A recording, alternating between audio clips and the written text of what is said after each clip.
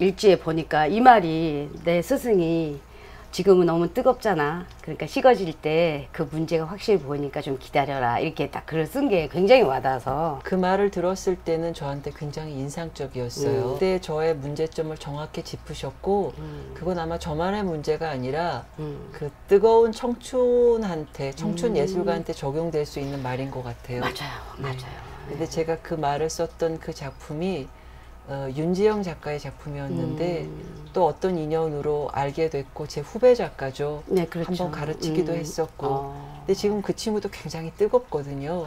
세상을 막 해결하려고 하는 어떤 문제와 온몸으로 부딪혀서 싸우고 있는데 그래서 너무 뜨거워서 그때 문득 그 선생의 말이 생각이 났었고 얘기를 해준 거였죠. 근데 이제 저는 이제 청춘이 아닌 것 같아요.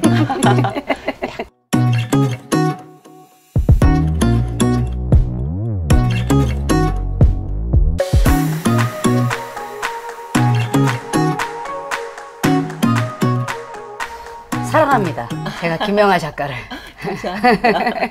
요즘 좀 근황은 좀 어때요? 요즘 근황은 제가 그 극단을 만들었어요. 그러니까. 네, 2년 전에 극단 난이를 만들었고 그래서 이제 연출을 시작을 하고 있어요. 그래서 작년에 창단 공연을 올렸고 올해도 뭐 냉면 하려고 네, 이것저것 준비를 하고 있는 중이에요. 네. 아 근데 작가를 계속 하다가 네. 연출을 하고 극단을 만들게 된 무슨 계기나 그런 게 있나요? 아 이제 중견 작가가 되니까 젊었을 때보다도 이렇게 활동을 하게 되는 운신의 폭이 좀 좁아진 게 일단 하나였고요. 저희 나라가 좀 젊은 사람 중심으로 흘러가잖아요. 요즘 조금 이게 하나의 원인이었고 또 하나의 큰 원인은 그동안 작가로 제 작품을 줘서 공연의 결과가 좋은 적도 있고 나쁜 적도 있었지만 양쪽 다 아무튼 아 나라면 조금 다르게 만들 것 같은데 라는 게 있었어요. 그래서 이제 지천명이 되고 나니까 더 늦기 전에 내가 원하는 칼라를 서툴더라도 내가 만들어 볼까? 이름이 되게 네. 궁금해요. 어떻게 왜 난인가? 아 그거요. 저 어렸을 때 아명이에요. 아 네. 그렇군요. 저 태어났을 때 제 위에 있는 언니가 얘는 난이라고 이름을 부르고 싶어 뭐 그래서 가족들은 제가 크기 전에는 다 난이라고 불렀어요. 아, 그래서 나는 그래서 이게 난이가 혹시 다른 뜻이 있나? 아니면 이 난잡한 세상에 기쁨을 가져다 주는 뜻인가? 그런 적도 좋을 것 같아요. 그래서 그런 생각도 여러 가지 의미가 있을 것 같아서 그거는 충분히 그런 의미 부여가 가능하고 개인적으로 선택한 건 제 인생에서 제일 행복했던 시기여서 행복하게 연극을 하고 싶어서. 쉽다. 아, 그렇죠. 그러니까 뭔가 그렇죠. 행복한 게 최고니까. 네. 그러면 이제 그동안에 저도 많이 생각한 게 작가가 가장 대우를 받아야 된다고 저는 생각해요. 개인적으로. 근데 우리 연극 쪽에서는 좀 아무래도 작가가 연출이 조금 많이 조금 득세를 하다 보니까 네. 작가의 글을 그대로 올리기보다는 너무 많이 해체를 하고 이래서 희곡 작가들이 많이 없잖아요. 네. 그런데 어쨌든 김영하 작가님은 지금까지 그래도 명성을 날리고 있어서 무슨 명성이요? 굉장히 대단하죠. 감사합니다.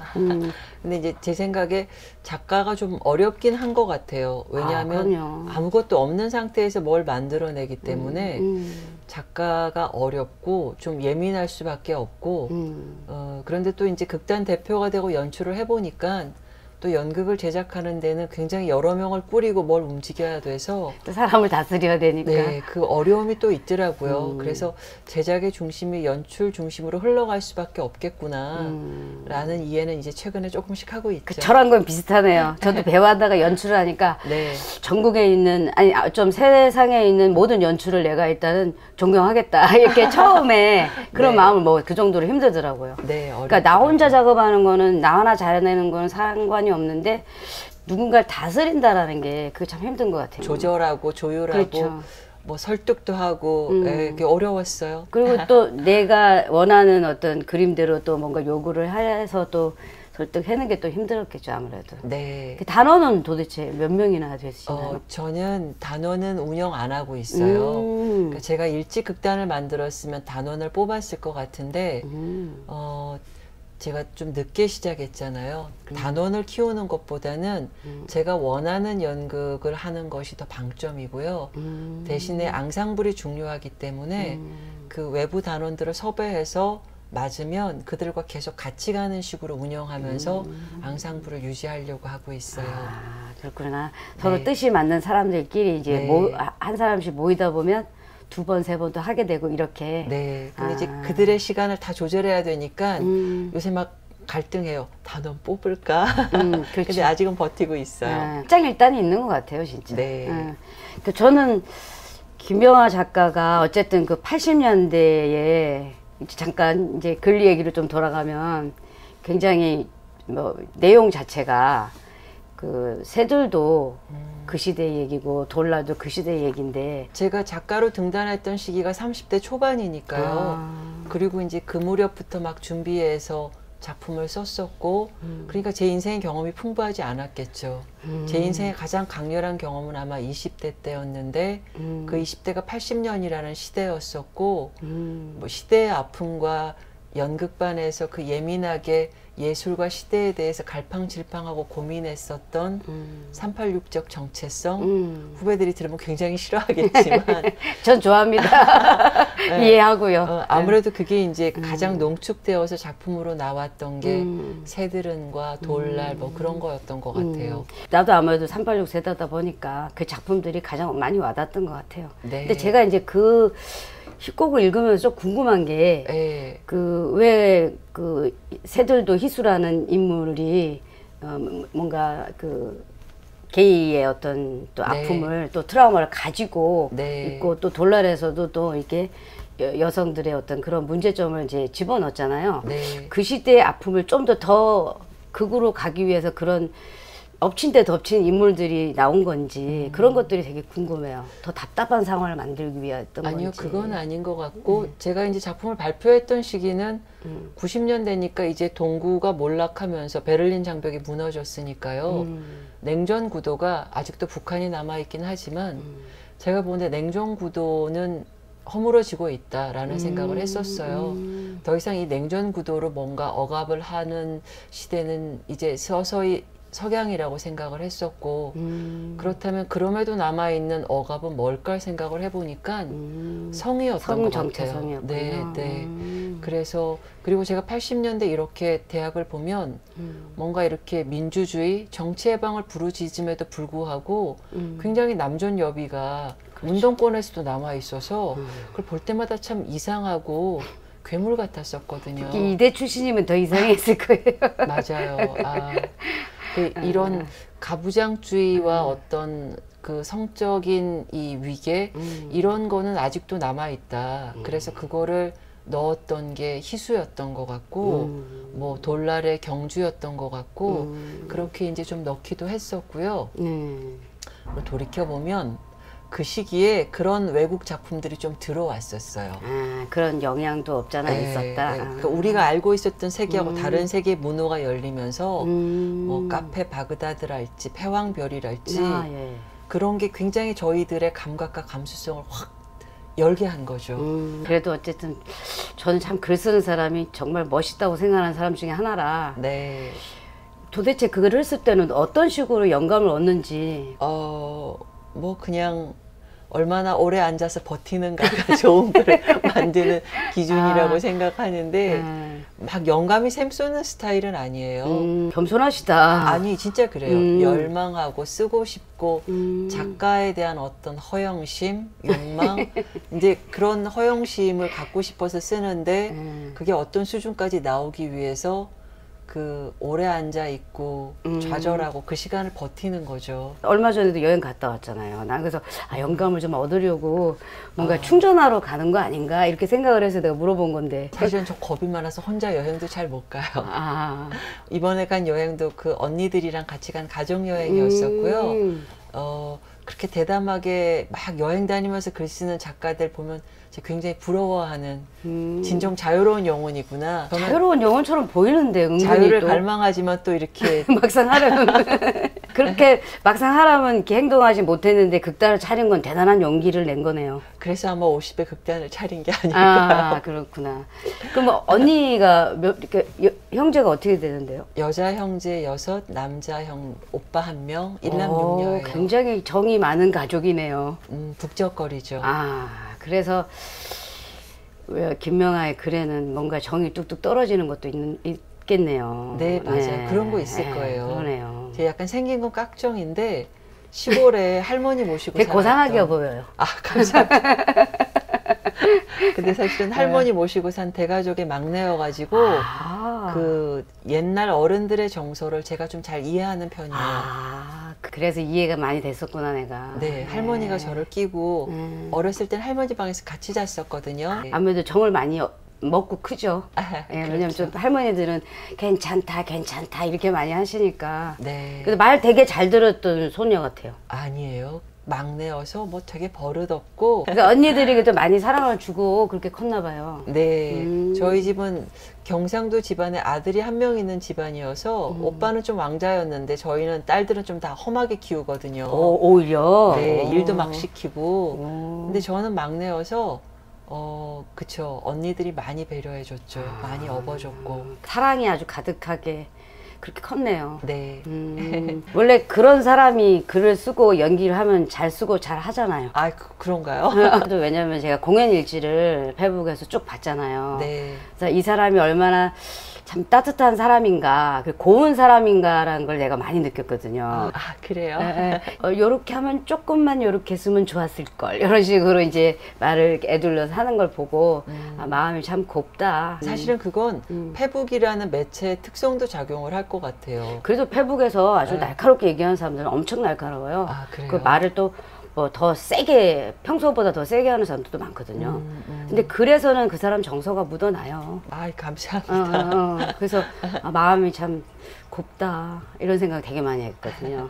그래서 네. 얼굴도 그렇게 곱게 네. 잘 지금 나이를 먹어가고 있는 것 같아요. 아이고, 갑자기 막 부끄러워지는데. 아니에요, 진짜. 저는 사실 이 오늘 나이에 뭐. 오면서도 제 얼굴이 나가는 건지를 생각을 못하고 라디오라고 생각을 하고 그냥 온 거예요. 그래서 더 좋은데요. 왜냐면 그냥 뭐 제대로 그냥 네. 제대로의 모습을 오히려 보여줄 수 있어서 네. 훨씬 더 인간적이고 좋은데요. 근데 사실은 이게 그 라디오일 리가 없잖아요. 지금 시대에. 그런데도 그걸 알고 있으면서도 그냥 올 때는 그렇게 또 딴 생각을 하고 오는 거예요. 맨날 이래요. 그래도 뭐 딱 와서 뭐 이렇게 어색하지 않게 얘기를 하고 가면 되는 거니까. 네. 그게 뭐 김명화 아니겠습니까? 나는 이제 그 극단을 차렸다 그래서 아 김명화 씨랑은 한 번은 작업을 해봐야 될 텐데 막 이런 생각도 들고 네. 되게 배려를 잘해줄 것 같은 거죠. 약간 서툴러요, 인간관계가. 혼자 글을 썼기 때문에. 아, 그래서 그렇죠. 배려는 하는 편인데 그게 왜 그 배려도 타이밍을 척척 맞춰가면서 배려 아닌 척 척척해야지 멋있고 맛있는 거잖아요. 저 사람이 배려를 하는데 뭔가 좀 타이밍도 안 맞는 것 같고 좀 그래서 작업하는 사람들은 속 터져 하지 않을까 걱정하고 있어요. 다 이해할 겁니다. 근데 아까 좀 전에 이제 낮단에는 배를 하는데 타이밍의 문제를 얘기했잖아요. 네. 근데 이제 보니까 어떤 또 일지에 보니까 이 말이 내 스승이 지금은 너무 뜨겁잖아. 그러니까 식어질 때 그 문제가 확실히 보이니까 좀 기다려라. 이렇게 딱 글을 쓴 게 굉장히 와닿아서. 그 말을 들었을 때는 저한테 굉장히 인상적이었어요. 그때 저의 문제점을 정확히 짚으셨고 그건 아마 저만의 문제가 아니라 그 뜨거운 청춘한테 청춘 예술가한테 적용될 수 있는 말인 것 같아요. 맞아요. 근데 제가 그 말을 썼던 그 작품이 윤지영 작가의 작품이었는데 너무 뜨거워서 그때 문득 그 선생의 말이 생각이 났었고 얘기를 해준 거였죠. 근데 이제 저는 이제 청춘이 아닌 것 같아요. 약간 해결이 되지 않았을까? 뭐 해결까지는 아니지만 이제 그 지점이 아닌 다른 문제랑 씨름해야 되지 않을까? 그런 단계인 것 같아요. 아니 그러면 자기도 이제 그 시절에는 굉장히 뜨거운 청춘이었었는데 그럼요. 안 그런 청춘이 어디 있겠어요. 그렇죠. 그러니까 뭔가 막 불살 것 같고 네. 근데 지금 그럼 불시처럼 살고 있는 건가요? 그때는 감당이 안 되는 문제랑 끙끙거렸다면 지금은 제가 그 정도의 정열이 없어요. 솔직히 얘기를 하자면. 안 돼요. 안 돼. 안 돼. 그렇죠. 그래서 사실 약간 부럽기도 해요. 저렇게 끙끙거리는 후배들 보고 있으면. 왜냐하면 지금은 이제 어느 정도 여유가 생겨서 그런 거 아닐까요? 왜냐하면 그렇게 끙끙거린다고 해서 해결될 게 아니라는 걸 알아는 거죠. 그거는 몇 번의 어떤 시행착오 끝에 조금 지혜로워진 거지. 그게 열이 식은 건 아니에요. 열이 식었다면 극단을 왜 만들었겠어요? 연극을 사랑하는 마음이 뜨거운 게 여기까지 느껴지는데. 그 말 들으니까 또 좋네요. 그럼요. 우리가 여유가 생긴 거지 열이 네. 식은 건 아니에요. 나는 열정이 느껴지던데. 왜냐면 그렇게 매일 그렇게 일지를 쓴다라는 게 그거 어떻게 해서 일지를 쓰게 된 거예요? 사실은 저는 비평으로 먼저 등단했어요. 94년도에 비평으로 등단했었는데 그 무렵이 IMF 터지기 직전이었잖아요. 그러니까 뭔가 우리 사회가 굉장히 흥청거렸던 거죠. 그래서 예전에 일본에서 IMF 터지고 난 다음에 한국이 샴페인을 너무 빨리 터뜨렸다 뭐 그런 말도 한 것 같은데 아무튼 그 마지막 어떤 흥청거림 속에 주간지가 막 쏟아져 나오기 시작했고 연극 리뷰 주면이 생겼고 저한테도 기회가 왔고 아무튼 비평 초년에 거의 매주 글을 썼던 거예요. 그래서 이제 그게 저한테 약간 인이 베껴서 계속 공연을 보고 뭔가 글을 쓰는 훈련이 있었는데 이제 조금 나이가 드니까 제가 비평을 좀 소홀히 하기 시작한 거죠. 뭐 또 비평에 약간 회의도 생겼고 그럴 무렵에 제가 페북을 처음으로 하게 됐어요. 이 핸드폰을 아이폰으로 바꾸면서 옆에 있던 조카한테 기념으로 뭐 해볼까? 페북 들어가 볼까? 그래서 조카가 해줘서 페북 들어가게 됐던 것 같고 이게 약간 부끄러움이 많아서 내 글을 못 쓰겠더라고요. 근데 들어가서 남의 글만 보려니까 좀 미안한 것 같아서 매주 글을 올리기 시작했어요. 그렇게 해서 일지가 네. 생기게 됐구나. 네. 그럼 이제 냉면을 올리고 난 다음에 누군가가 비평하지 않았나요? 뭐 했죠. 그래도 어땠어요? 똑같아요. 좋은 걸 보면 기쁘고 나쁜 걸 보면 화나죠. 그 뭐 또 다음 작품 올해 지금 준비하는 건 9월에 그러니까 9월에 공간 서로에서 단막극 하나 준비하고 있어요. 직접 쓰고 연출하고. 네, 예전에 쓴 작품인데 네. 저 희곡집 2권에 실려 있는 햄릿 죽은 자는 말이 없다. 그거를 공간 서로에서 할 생각이에요. 죽은 자는 말이 없다. 네. 와, 재밌겠다. 네. 재밌으면 좋겠어요. 인물들은 다 어떻게 섭외가 끝난 상태가요? 네, 배우 지금 섭외가 3명이 끝난 상태고 햄릿을 제가 제 식으로 한국 사회에 맞게 현대화한 건데 아주 미니멀해요. 딱 3명의 등장인물이 나와요. 햄릿과 오피리어와 분장사. 기대됩니다. 네, 기대해 주세요. 네. 앞으로 이제 극단을 이제 뭐 이렇게 어떤 식으로 끌고 가고 싶고 또 사람들한테 또 어떤 식으로 내 극단이 이렇게 비쳤으면 좋겠다라는 생각이 있으세요? 저는 작가니까요. 네. 아무튼 창작극 중심의 극단이 될 것 같고요. 제작품만 할지는 잘 모르겠지만 아무튼 텍스트를 많이 사랑하는 극단이면 좋겠어요. 그런데 텍스트의 사랑은 토시 하나 안 고치고 무대에 올리는 건 아닌 것 같고요.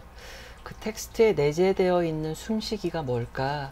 그 숨쉬기를 가장 잘 살릴 수 있는 형식이 뭘까? 그런 거를 고민해서 그 작품에 가장 잘 맞는 연극적 형식 그거를 펼쳐 보이고 싶어요. 네. 숨쉬기. 야, 그 말이 굉장히 와닿는데 그래서 그런지 그 작품에 보고 있으면 제가 아까 아이들을 지도할 때 그 돌날의 감정 훈련을 되게 많이 썼다고 했잖아요. 네. 이제 우리가 보통 이제 호흡한다 하잖아요. 근데 배우들은 저희가 지도를 할 때는 호흡 이퀄 감정이다 이렇게 많이 얘기를 하거든요. 네. 근데 이제 지호랑 아무래도 정수기하고 둘이 싸우는 장면을 많이 하게 되더라고요. 이게 이제 일종의 약간 사실주의 안에 존재하는 작품이다 보니까 인물도 굉장히 중요하고 인물의 심리랄지 그리고 인물과 인물의 갈등도 잘 구축해야 되는 드라마잖아요. 그러니까요. 네, 그래서 심리를 어쩜 그렇게 잘 파악을 해서 만들었는지 몇 번 퇴고하고 아무튼 그걸 최대치로 끌어내는 것이 그 작품의 관건인 것 같아서 그땐 또 젊어서 기운도 좋을 때라 거의 뭐 온몸을 던져서 싸웠던 것 같아요. 심리학과를 나와서 그게 더 도움이 된 것도 있는 건가요? 아니에요. 저는 교육 심리학과를 나왔고 대학 다닐 땐 연극한 기억밖에 없어서 심리학 그러면 동아리 활동을 또 하셨구나. 네. 보통 인물을 이제 그 희곡 속에 넣을 때 네. 어떤 식으로 인물을 창조하는지 그건 매번의 경우마다 달라지기 때문에 어떤 상황으로 만들어 놓고 상황을 처음에는 이렇게 전제가 있죠. 그리고 글을 써 나가는데 그 글이 어느 순간 잘 작동되기 시작하면 선수들끼리 하는 말로 이제 그분이 오시는 거죠. 그렇죠. 그분이 오시게 되면 제가 이렇게 만들어낸 문자상의 등장인물들이 갑자기 훅훅훅 자기들이 막 뭘 만든다고 하나요? 그래서 이제 저하고 인물들이 막 같이 협상도 하고 뭐 그러면서 처음에 예상했던 거에서 막 이탈하면서 그러나 원래 가려던 목적지가 뭐였지? 설득하면서 뭐 그런 관계들을 좀 바른 것 같아요. 그러니까 약간 천부적인 재능이 있는 거네요. 그분이 오시는 건 재능이 있어야 되는 거거든요. 네. 그건 근데 대부분의 작가들이 다 알 거예요. 아니, 왜냐면 또 이제 글에 어느 정도 재능을 가진 사람들은 상처가 깊고 고독하다라고 얘기를 쓴 걸 봤거든요. 굉장히 공감이 가더라고요. 그러니까 이제 저는 아주 어렸을 때 한번 왕따를 심하게 당한 적이 있었어요. 겁이 많고 내성적이고 자기 속 이야기를 잘 안 하니까 그런 것들이 아이들 눈에는 조금 불편해 보였을 것 같기도 해요. 그냥 할 말이 없어서 안 했을 뿐인데. 그 왕따 당하는 시기에 제 기질이 약간 좀 센 기질이 있었던 거 저도 그때 알았는데 이게 좀 부당한 왕따라는 생각이 들어서 그냥 1년을 혼자 놀았던 기억이 있어요. 그 마음속에 그 반항심이 있었군요. 네, 뭔가가. 아마 그런 게 좀 있었나 봐요. 세상에 대한 그 뭔가가 있었기에 그런 반항심이 나오는구나. 그래서 아마 그때 제가 혼자 놀면서 책도 많이 읽었던 것 같고 그리고 혼자 노는 고독 같은 것도 많이 생각했었던 것 같고 그리고 쟤들이 왜 저럴까? 그래서 이렇게 양지 쪽이 아니라 그늘 쪽에서 사람들을 좀 관찰하는 습성이 좀 생겼던 것 같아요. 그게 이제 비평 객석에 이렇게 어두운 객석에 앉아서 누구를 지켜보면서 그 왜 그런 거 있잖아요. 뭔가 저 사람들의 진심을 읽어주고 싶어. 뭔가 저 사람들이 지금 잘 안 되고 있지만 어떻게 뭔가 진심으로 말하고 싶은 건 저거인 것 같아. 그 어렸을 때 씨앗이 거기서 이렇게 잉태되지 않았을까. 그 어린애가 그래도 작가도 아마 왜 사람을 관찰하는데 그렇죠. 네, 뭐 그런 게 좀 있었을 것 같아요. 그래서 어릴 때부터 그 관찰력이 결국엔 통찰력으로 된 거네요. 뭔가 그냥 관찰만 하는 게 아니라 그 마음이나 이런 걸 또 이해하고 배려해주는 마음까지 생긴 거는 그 통찰력이 있어야지 되는 건데. 네, 그래서 이렇게 뭔가 그랬구나. 서브 텍스트를 잘 읽어야 되잖아요, 극작가는. 그렇죠. 그 서브 텍스트를 좀 읽는 훈련이 그런 시기부터 싹 텄던 것 같아요. 그래요, 맞아요. 그래서 배우를 딱 하는 사람이면 딱 읽어보면 그 마음이 참 읽혀지는 게 그 서브 텍스트 고민한 흔적이네요. 아마 뭐 성격 자체도 제가 좀 약간 꼼꼼하기도 하지만 어릴 때부터 이렇게 관찰하고 그런 게 훈련이 되다 보니까 크게 어렵지 않게 이렇게 좀 나오는 지점도 있는 것 같아요. 그래서 되게 섬세해서 놓치지 않고 다 그 감정선을 따라가는 그 힘이 있더라고요. 뭔지 모르겠지만 혼자 뭔가 이렇게 뚫고 나온 그 힘이 느껴져서 그래서 되게 후배지만 되게 또 존경스럽더라고요. 아유, 아닙니다. 여대는 또 회장이 여자라. 네. 또 이제 남녀공학에서는 여자는 회장이 잘 없잖아요. 다 부회장이고. 그렇죠. 그래서 우리는 좀 드세다는 소리도 많이 듣고 네. 좀 그런 편이긴 한데. 대학 졸업하고 한동안 한 10년은 힘들었던 것 같아요. 맞아요. 왜냐하면 다른 말 하면 다 뭐라고 하고. 여대 내에서는 되게 좀 자발적이고 그렇죠. 좀 능동적인 것이 권장되다가 당연하다고 바깥으로 생각했지. 나가면은 너는 이렇게 할 소리를 다 하니 라던가 맞아.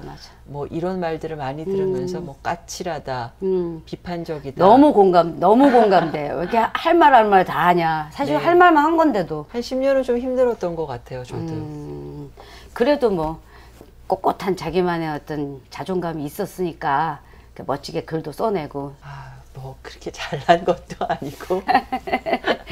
아, 나는 네. 이 사람이 참 연극을 사랑하는구나라는 생각이 너무 들어서 네, 그건 맞아요. 그래서 초대하게 된 결정적인 이유예요. 그게 네. 사랑이 느껴져서. 왜냐하면 그 뭐 비평하는 것도 비평하는 거지만 희곡을 그렇게 뭐 다른 길로 또 이렇게 뭐 쓸 수도 있겠지만 희곡에 너무 많이 집중을 하셨고 네. 그리고 또 그걸로 또 연출까지 하면서 극단을 만드는 걸 보고 야, 이 사람은 진짜 연극을 사랑한다. 왜 이렇게 연극을 사랑하는 거예요? 아마 철들고 난 다음에 저를 제일 매혹했던 게 연극이었던 것 같고요. 연극반 동아리에서 느꼈던, 그리고 왜 연극이라는 게 뭘 굉장히 많이 갖다 주면 이 정도에서 만족하고 고맙다. 그리고 저한테 뭘 또 줘야 되잖아요. 근데 이제 연극은 뭘 다 많이 줬는데 좀 부족한 것 같아. 더 갖고 와. 근데 왜 젊을 때는 탈진하면 되게 희열을 느끼잖아요. 다 그 시절에 쏟아부은 것 같은 느낌? 제 많은 에너지를 다 주는데 계속 더 달라 그러는 그 연극한테 연극 이렇게 나를 탈진시키는 게 좋았던 것 같아요.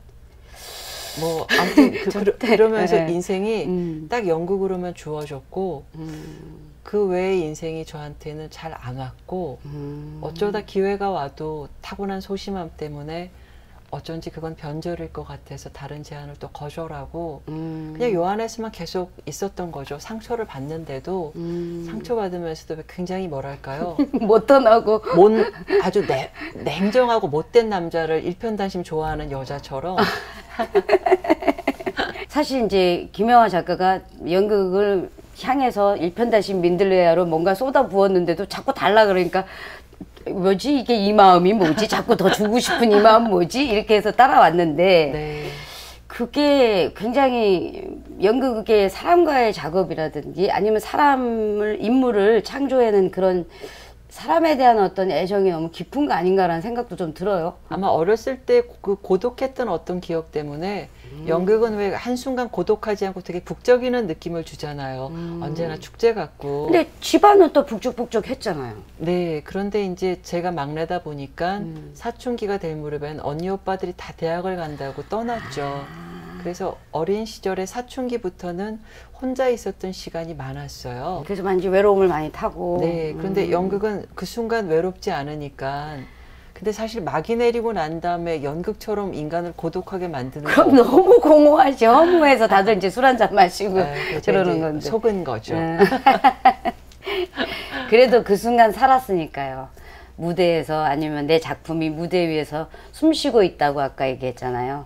무대에서 숨쉬고 있는 내 작품 그리고 그 배우들 그걸 보면서 아 내가 살아있구나 이걸 느꼈던 것 같은데. 그래서 어떤 때는 정말 너무 오래 여기만 이렇게 있다 보니까 연극이 내 걸 다 가져가서 이렇게 껍데기만 혹 남은 느낌?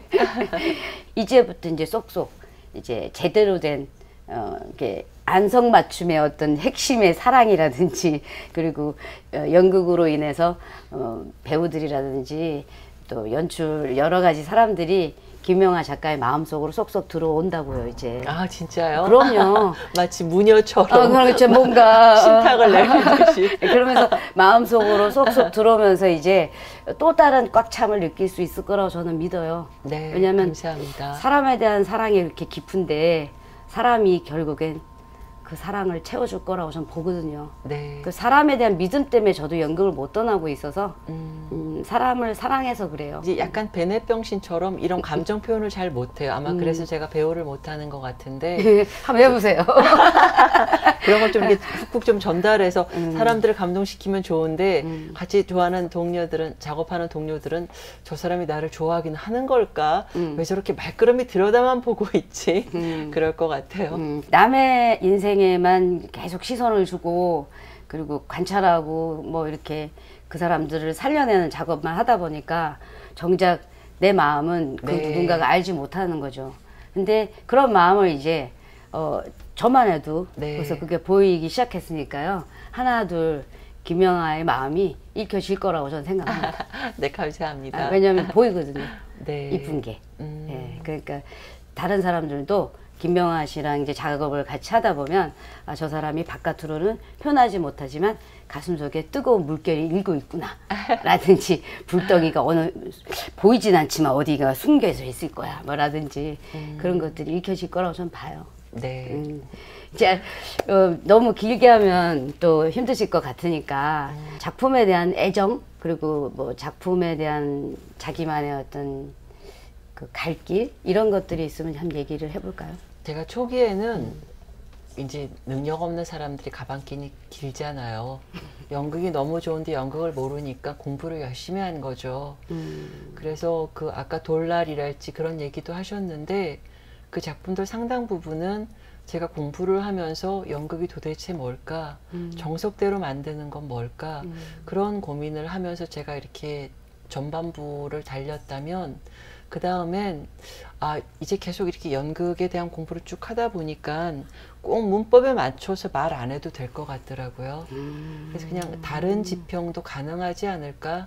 다른 지평으로도 관객과 소통하는 길이 가능할까? 제가 아마 그거를 지금은 좀 모색하고 있는 것 같아요.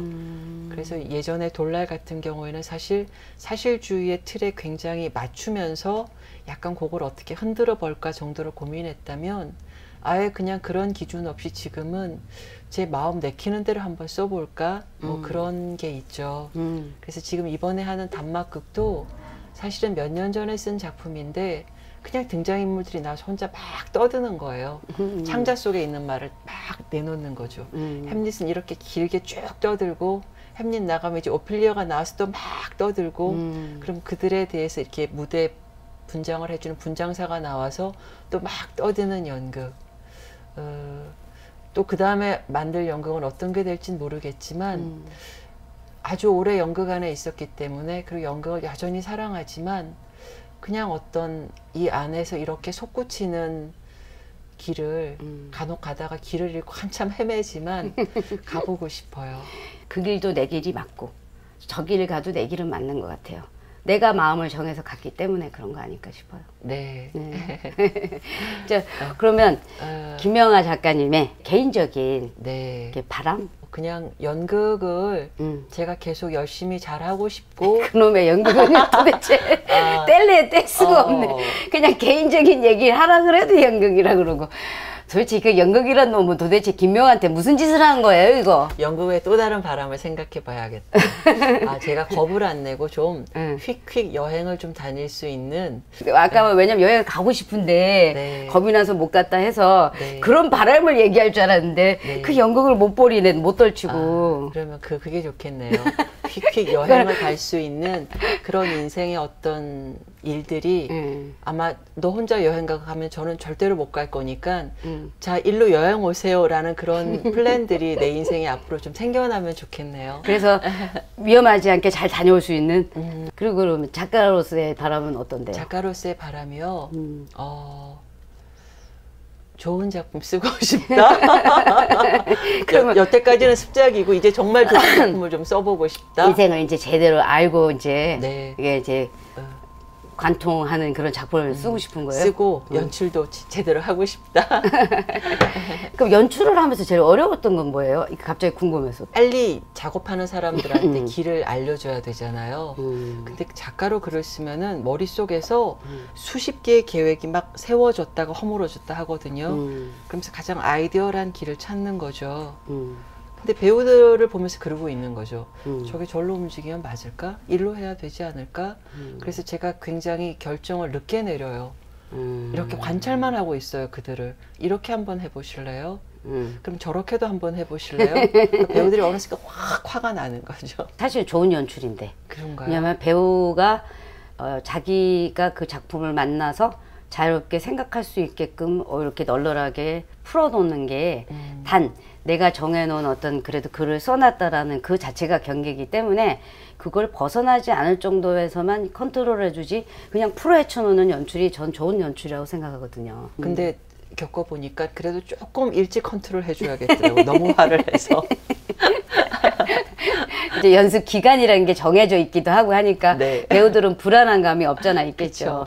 그러면 이제 김영하 작가가 생각하는 자기 작품 중에 이 작품은 나한테 참 좋다. 이 작품 내가 참 좋아한다.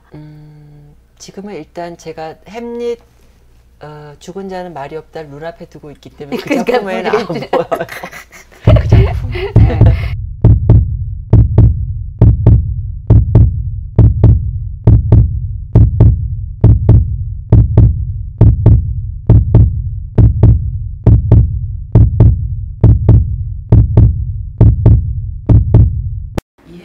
광화문에 햄릿이면 좋겠다라는 이야기도 했었거든요. 그러니까 이 햄릿이라는 사람이 한 달의 공연을 하면서 햄릿에 대해서 계속 고민을 했었겠죠. 그런데 분장사고의 대사 중에 아직도 햄릿을 잘 모르겠다라는 대사가 있는데, 그러니까 그 해고를 보고 햄릿의 느낌에 깊이 침잠하는 거지.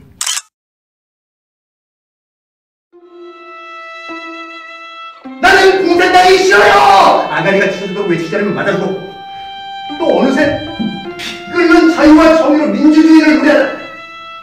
이제 신자유주의와 4차 산업혁명을 따라잡는 사파리가 되었다.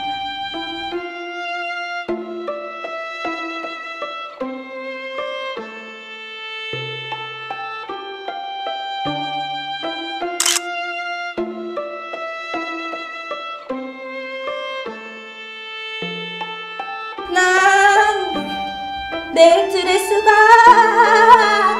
싫어요.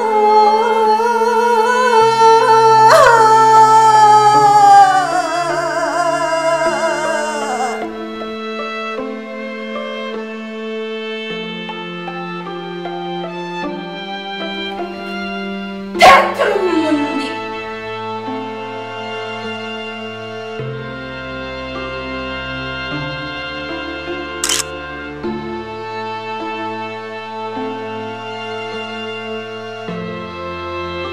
산자들의 어리석은 이 햄릿 노릇을 만족해야 할까?